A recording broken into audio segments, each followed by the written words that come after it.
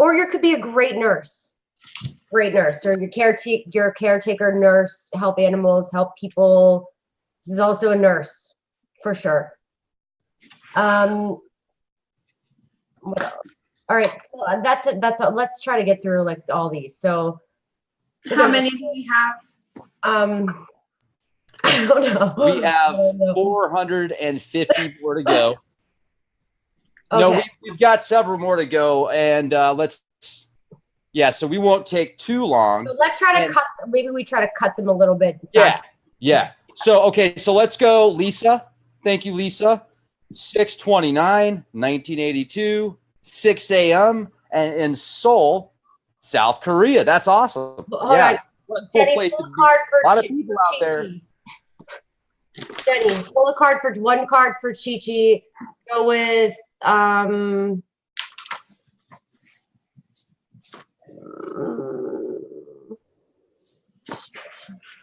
just gonna pull a card. Pull a card. Okay, go ahead. 10th house upcoming career. Ooh, okay. This is good. I love this. Okay, so the Fool. This is the start of the journey.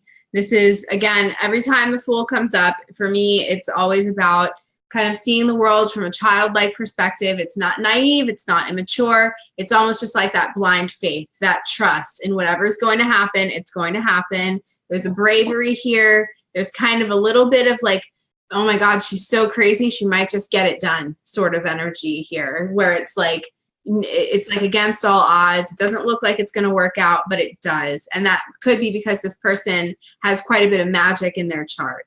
You know, all that dreaminess, all that, that psychic energy, that, you know, there's a lot of miraculous things that can come from that, from really just believing in yourself. Okay. And the Fool is a really great card for starting projects, starting a career. It often has to do with taking a trip, a physical trip. Sometimes it's an emotional or like a vision journey, a vision quest or something like that. Meditations where you're, visualizing actually leaving your body, astral projection, OBEs, whatever you want to. But in terms of career, it is about starting something new. The Fool is always about starting something new. Okay. Who's next? All right, great. So the next one is going to be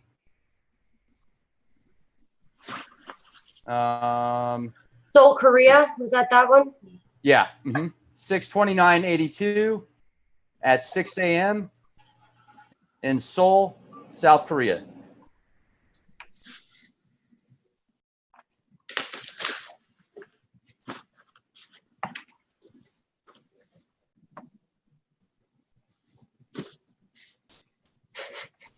What? I don't know. I'm just laughing.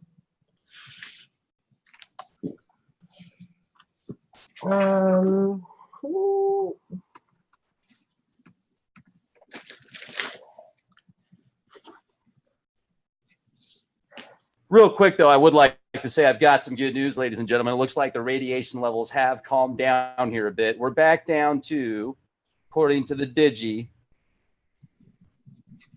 0.11 microsieverts per hour. 0.11. It's going up and down a little bit. It crept down to 0.08. So those of you that are concerned about the radiation levels, there you have it. My garage, San Antonio, Texas.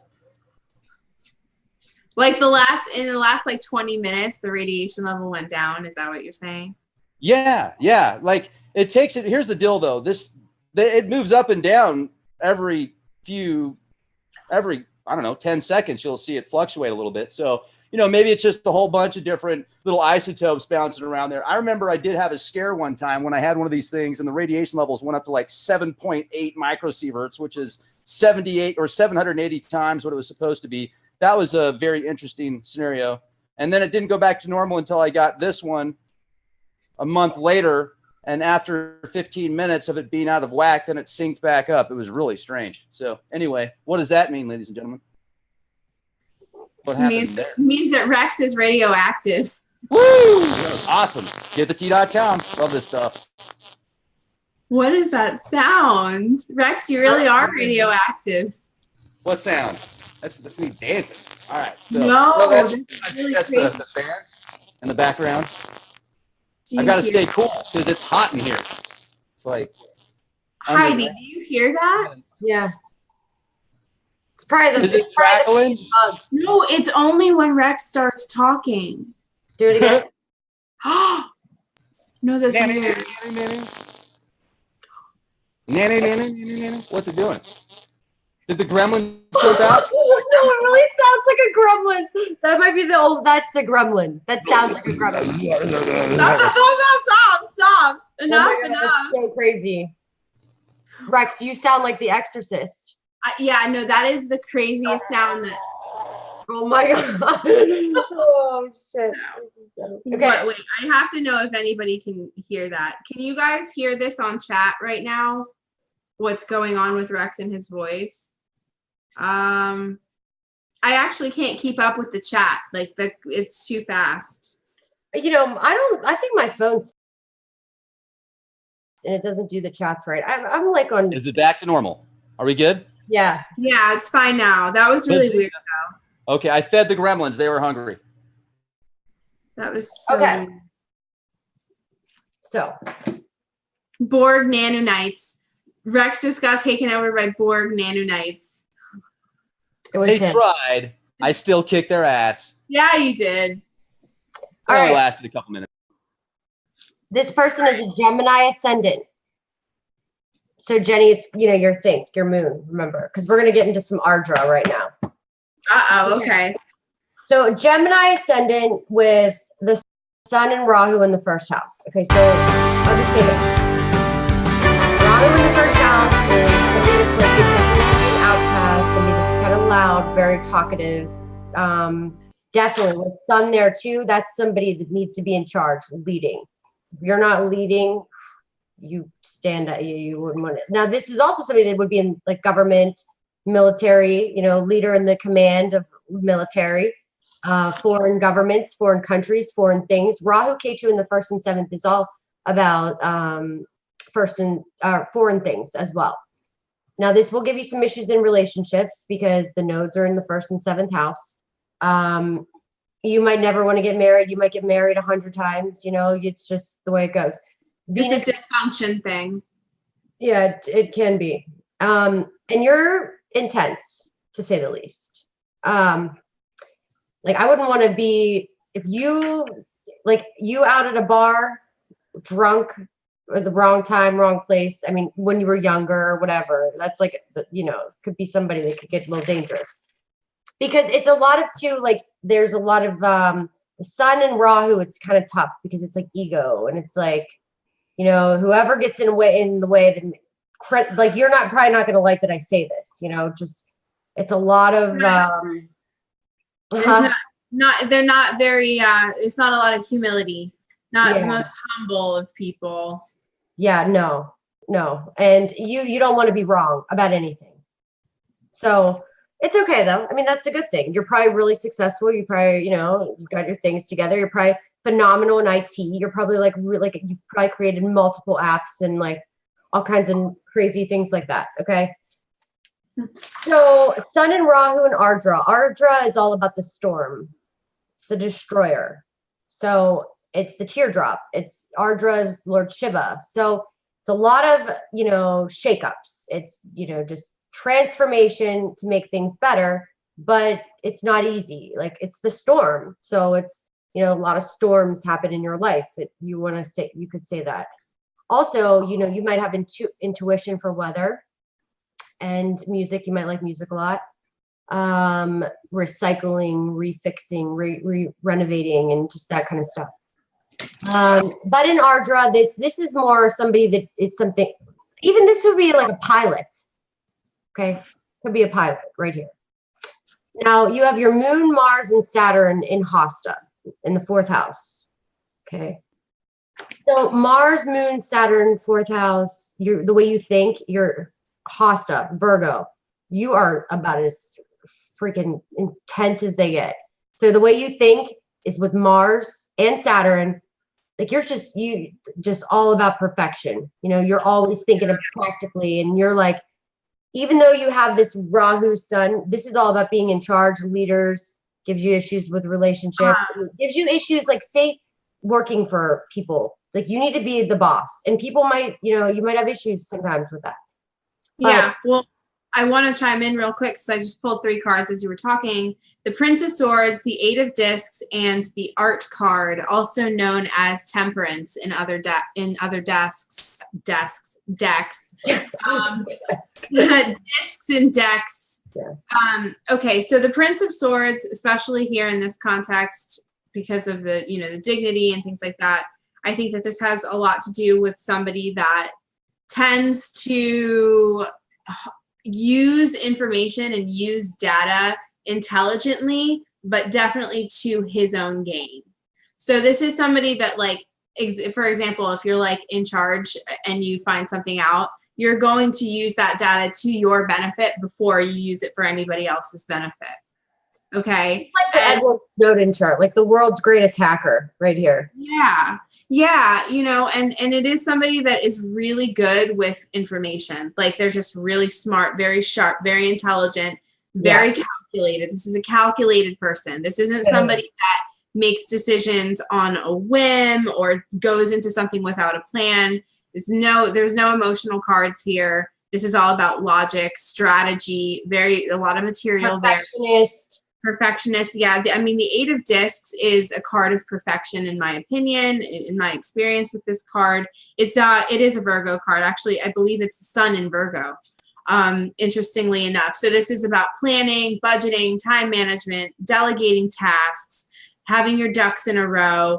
But the Art card, just the combination of these 3 cards, I want to say that I feel like the message for this person is to integrate. You know that there is so much to be gained from being the type of person that does things for the benefit of everybody. Okay. And so it's kind of like an encouragement to do what's best for the collective and not just what's best for you. Share your knowledge, share everything. You are really powerful and very knowledgeable and very talented. Share that instead of hoarding it, instead of keeping it to yourself. Integrate what you've learned into the workplace, into the family life, into the social circles. It's kind of an invitation to be more approachable. You've learned a lot, you know a lot, and you're being presented with an opportunity to share that in a way that is beneficial to everybody, not just to you. It could have to do with finances, money too, like finances. Well, yeah. The 8 of Discs is finances and money. It's like, be careful with where you spend your money, be careful with what you're spending your money on. Yeah, spend money on women. The Prince of Swords is a card that often lends itself to, the womanizer, the guy that loves to have his options, has to be free. Yeah. Okay. Yeah. Next.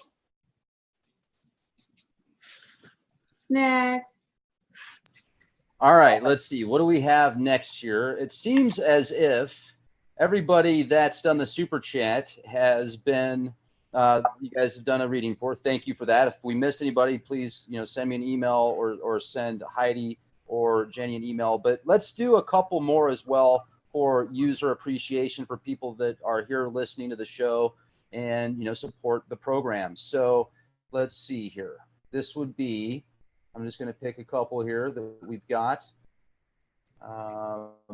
Somebody put Zombie TV is not nearly as much fun as Leak Project. You're right. I agree with you 100%. And okay, what do we have? Please, here? everybody subscribe to my channel. Jenny and I, we do live readings over there. Channel 27, readings with Jenny, jennymoonstone.com, readings with me, oneofakindbyheidi.org. Okay. Thank you, Heidi. Thank you for being the logical one and the practical one. Yeah.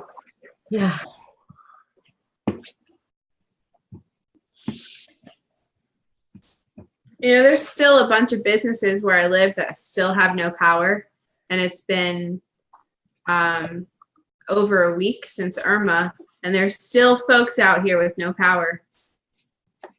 Hey, that sucks, by the way. That's why you need like a generator. You need to have solar panels. You need to have some batteries or some type of power pack you can put your energy into, maybe get yourself a windmill or something. But people, especially in my opinion, that can afford it, that have found the means to be able to afford it, put a few $100 away into some type of generator, do it yourself kit or something like that. Because that way, if you lose power for a week, which sucks, at least you'll have enough power to plug in your computer and listen to Leak Project or listen to Channel 27 or go to JennyMoonstone.com. You know, I mean, Get one of those gas masks. I want one of those masks. All right, you got it. I will send you one because I've actually got several and I've had them for a few years and I'm like, it's about time to bust out the gas masks because I'm gonna wear it to work. I got duct tape too. People walk into my bottle. That would be so funny. Did you guys see what Cobra Commander, a gentleman by the name of Cobra Commander came in Leak Project and said, Rex, at the Cobra Command Center, we have put together a special duct tape just for you. And I can't wait to see it. I've just got your traditional duct tape. But, like I was thinking, if you had to make some type of floaty mechanism, you could like just duct tape floaties to your body. Yeah. And also you could duct tape all sorts of stuff to your body. You could duct tape matter of fact, I was thinking about duct taping my cell phone. If I duct tape my cell phone to my ear, then I don't even have to pick it up. And I could just sit down and talk to people on the phone. And then I could duct tape all sorts of stuff to my body. Cancer. Transhuman movement. We got the duct tape movement, baby. Boom! Bazinga! All right, so here we go. This is This is 4/30/1957, Danville, Virginia, 9:28 a.m. And you're awesome. Thank you, everybody, for being here. And thank you very much, Heidi and Jenny, for doing this. Danville, Danville. Yeah, it's a city. Yeah, I mean, Danville. 9/28, 4/30, 1957. Mm-hmm. It's my dad's birthday. Oh, that's weird. Could this be your dad right now? No. Okay. This is in his chart. Okay, so. Hi, Dad. No, it's not my dad. I know my dad's chart. Okay. There's a lot of karma in this chart. So we got to be cautious with what we say here. We got K2, Mercury, Moon, Venus, and Sun all conjunct in the 11th house. Okay, so this is a lot of energy. This is, the Sun, father, leadership, Venus, love, romance. It's also Sun's father, Moon's mother. Mercury is communication. It's, there's a lot of things going on here. And K2, which takes things away. There's a lot of stuff. And the majority of the things are in this house. So we can sit around and guess, but we're not going to do that. I'll say that there's a lot of, you've definitely had a lot of hurdles in your life, a lot of problems, maybe with older siblings, maybe with networks, groups, circles, friends, anything like that. It's a lot. And also maybe things that happen to you with relationships, with all this stuff. I mean, this is the god of death. There's a lot of death in here too. Could be death. And, so I'm not going to get too crazy with that right now, but okay, and yours, Gemini ascendant. Gemini's very creative, very business entrepreneurs. Now you're probably a really good musician too. Like that Barini, this could be a surgeon chart right here. This could be a surgeon. This could be a, somebody that's like there's some status going on. It might not be all crazy and scary, but definitely some karma going on in that chart in that 11th house. 11th house is gains, friends, networks, big inheritance, elder siblings, can be loss of mother house, big money, groups, friends, side ventures, winnings, incomes. But this is something that would really have to be analyzed. Mars in the first house is somebody that's like very independent, always searching, always doing, jumping in, doing things, fixing things, inventing things, creating things. Like sometimes you just don't even think, you just jump in, I would say. Mars in the first house, independent, can make you a fighter, good, like fight for whatever you believe in. I have Mars in the first house, it could make you athletic, could make you very tall. You could be tall. Just a go-getter, it's going to make you a go-getter and always search. And okay, so, and I can't really talk anything else because the majority of your chart sits in like one house. So there's a lot. I would have to read this chart for an hour before I give you a reading. Okay, and then I'm going to say you're a good writer, musician, creative as all can be. We'll leave it at that. What house is all the activity in?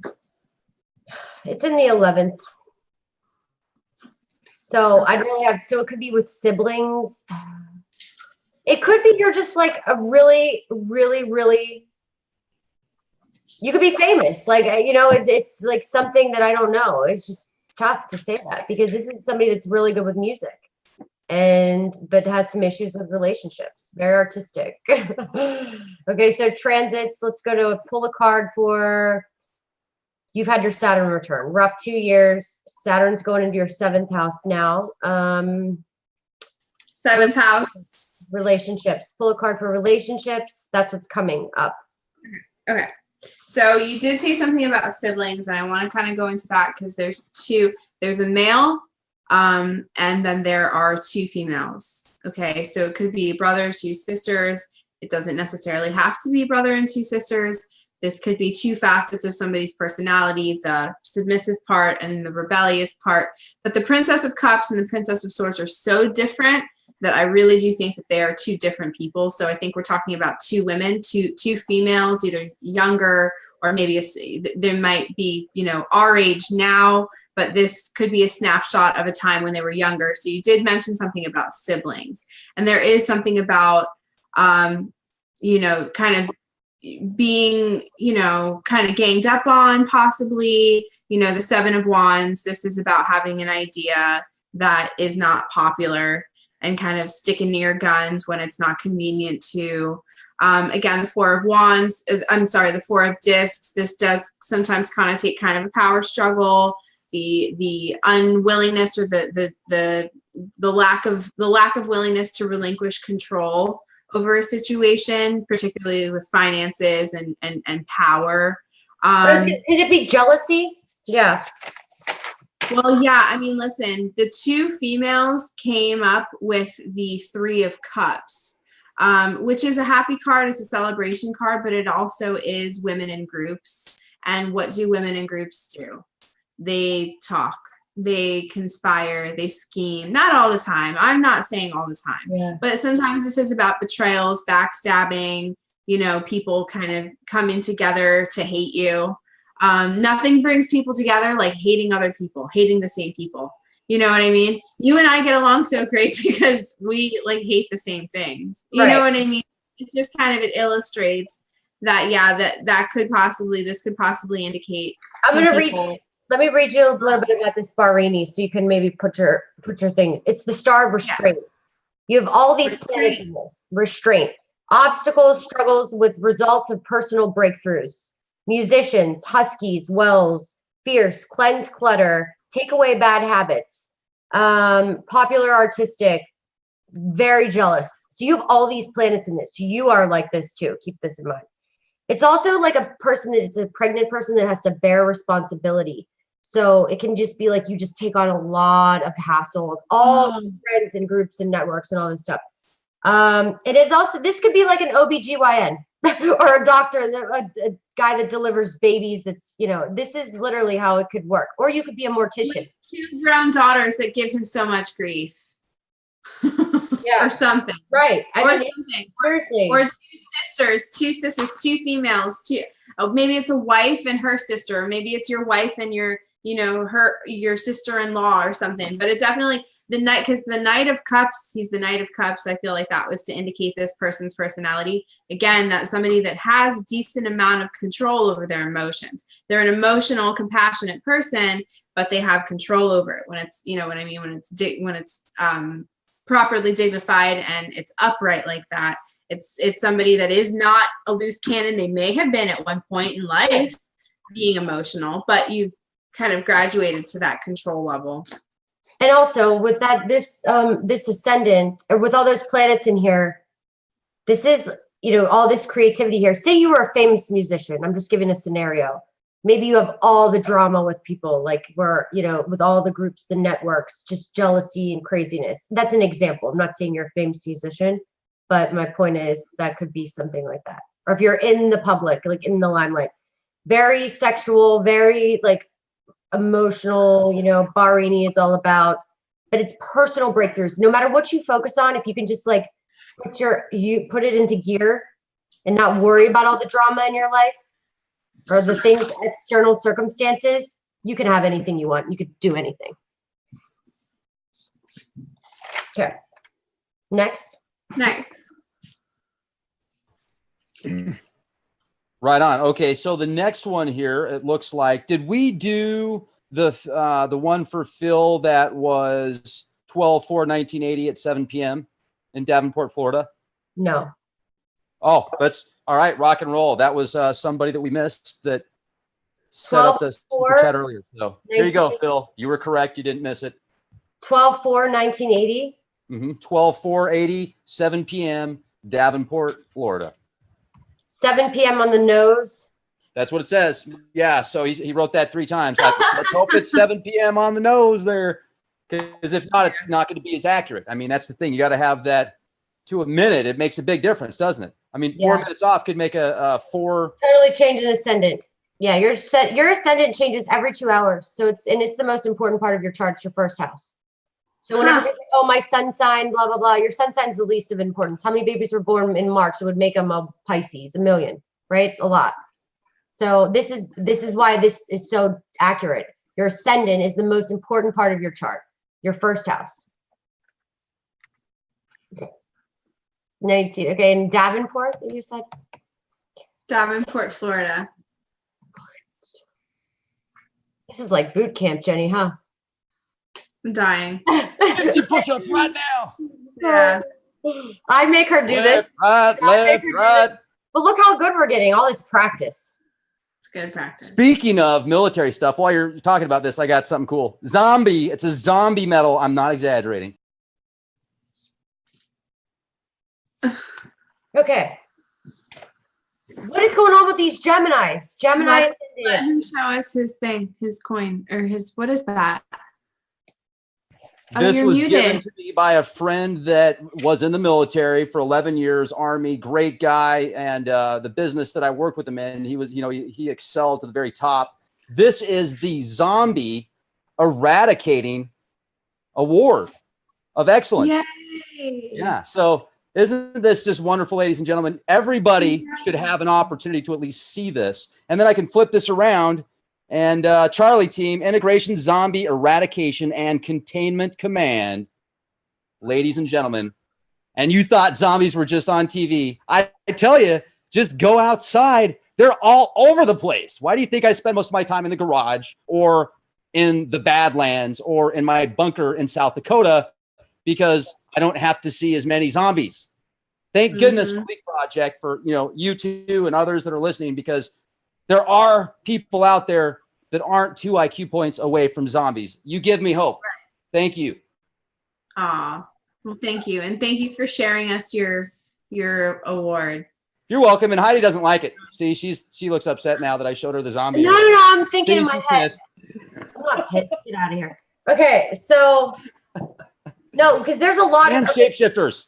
Let me say this. If we read your chart, it's probably a good idea to listen to some of the other charts, because I'm saying things about these nakshatras that I said that I might miss, but because there's a lot of patterns going on here. I just did like 3 Gemini Ardras in a row. Don't you think, Jenny? Didn't I? So I'm gonna read you something. I'm gonna read you something about this. Okay, because there's a lot of Ardras on here. So your Gemini ascendant, nakshatra of Ardra. Ardra is the teardrop. It's looking up. It's sadness. It can be new wave electric storm. So why I said somebody that gets into technology or IT, because it's electric. It's the energy waves or IT technology. All these Gemini Ardras might be hunters, or there's something karma with animals sometimes. Ascendants. You shouldn't hunt. My advice. What else? It's a lot of gain through efforts, very versatile, and a high understanding of knowledge. Gemini Ardras are very, very bright, like extremely intelligent.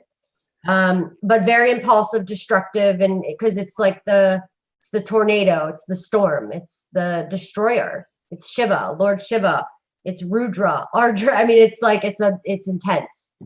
Never satisfied, can be. And it's like the dark night of the soul. It can just be a dark nakshatra. Now, there's a lot of great things that come out of Ardra, so don't get me wrong. And you don't have any planets in the first house, so it's good. But I would say that Your moon is in the second, or no, I'm sorry. Your moon is in Vishaka. Okay. Vishaka is very intense, like very, I don't want to say liberal, that's the wrong word. All about humanitarian causes, like fighting for things, you know, like it's another personal breakthrough nakshatra. Vishaka is all about, you can be very jealous. You can get it's in Libra. You want balance, but it's really imbalanced. Moon and Venus, it's like this, your emotions are you're really into Venus-y things, which is art, romance, sex, pleasure, you know, all that kind of stuff. It also can be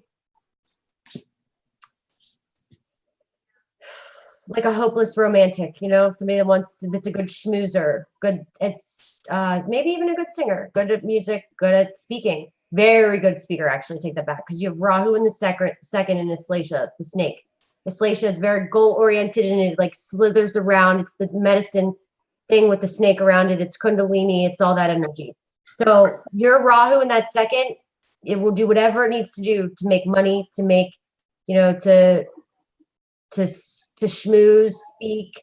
But it's not a bad thing. You know, it's a good thing. It's a good salesperson, a good entrepreneur. It's somebody and then you've got Mercury and Sun in the 6th house and Scorpio. So then you're a detective. There's a lot of stuff going on here. K2 in the 8th. You understand death like nobody else does. You're very intuitive. You know, this is like government, law and order, blah, blah, blah. This person has a really good handle on the shadow self. Yeah. Rex is so funny. Another thing too, go with your hands. He's there smiling, giggling, and then he turns his screen on and then straight face all of a sudden. Good with your hands, good at contracts, good at contracts, you know, like perfectionist, law and order. What are the chances that this person, because I pulled a few interesting cards. I got the Fool, the Lovers, the Three of Swords, which is usually indicates hardship and like 3-sided relationships. So like you, me, and the truth, you, me, and that person. What's that sound?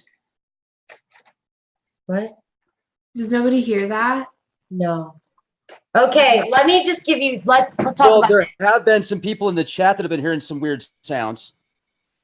Like there's been several people that have left comments, so I'm not saying aliens, but I'm just saying. Let's talk about aliens. But it was aliens. This person might. You're tough. Heidi's tough, you guys. Have you noticed? I mean, she's all business right now. I know the jokes aren't that funny, but at least she can laugh.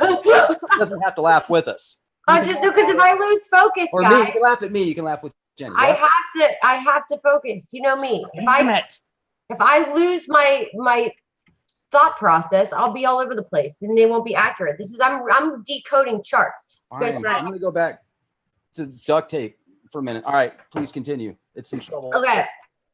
This person look, here's what's about to happen to you. K2 return in the 8th house on natal K2. Okay, so let's just I'm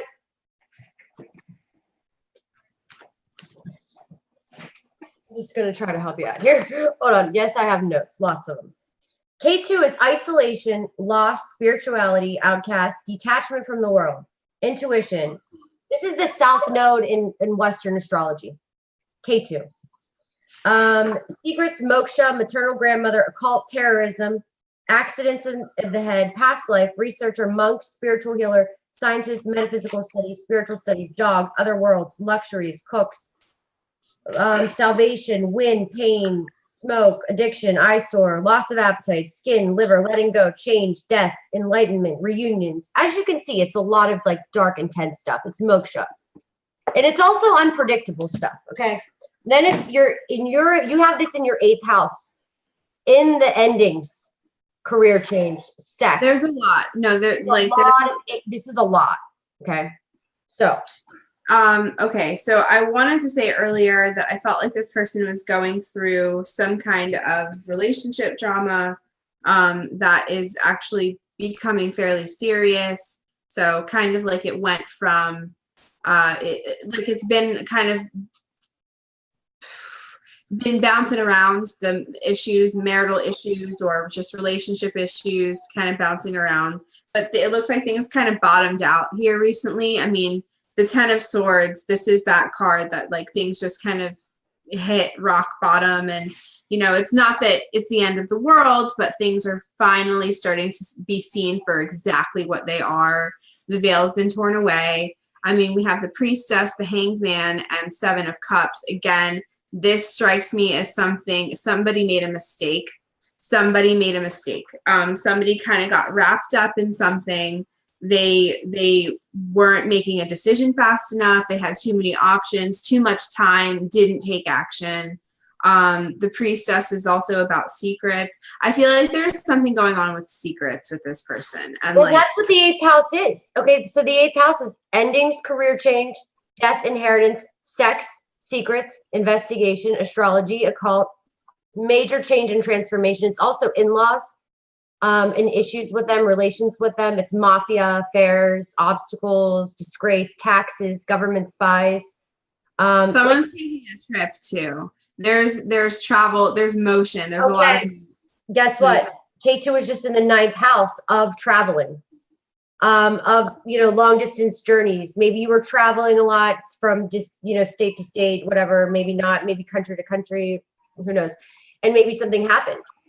It might have even been travel for a legal case or some kind of somebody may be involved in an investigation or was subpoenaed or something there's some kind of official business, some kind of, it wasn't a pleasure trip. It wasn't like a, you know, a day trip or fun journey. It was functional. It was, and it sucks, I think.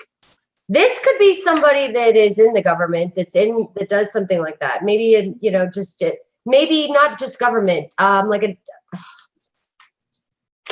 a criminal investigator. You know, this could be a criminal investigator or like an IT criminal investigator. A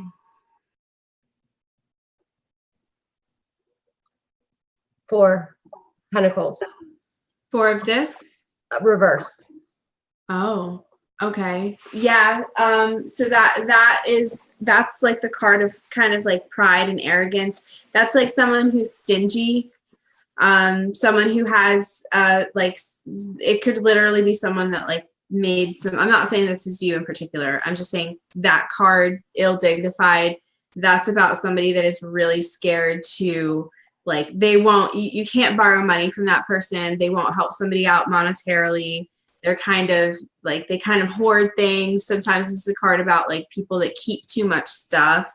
And it really does come down to fear. It's a fearful person. It's somebody that is like really, I mean, if you look at the card, it's full, well, my cards look different from yours, but it's 4 walls. So it's somebody whose view of the world is very much controlled and it's their way, it's their construct, and they're happy with it like that. So he lost control, in my opinion. What if he lost control? Because he spent too much money, because he's got Rahu in the 2nd, spend too much money. This is what I would say. Maybe, right. You know, I'm just like, because you said that, so I'm thinking from his chart too. Yeah. Well, and I got the 10 of Swords. The 10 of Swords, which is ruin, which is like plans gone awry. The bottom fell, your plan just totally fell apart. And control. Oh yeah, he's holding the things like, oh my God, like control. Yeah. You lost control. The 8th house is control too. Okay, well guys, this is going to be a testing. This is going to be, so for the next year and a half, just be very, unless you're a surgeon, okay, then it could be great. But, or you're a CIA agent, it will be great. But if you're not, it's never good to be a CIA agent. You've got to watch out for this disgrace, secrets. Right. Hey, what's wrong with being a CIA agent? Hey, I would love to be a CIA agent. I would. We don't work for the deep state around here. The super deep state. The super deep state. All right.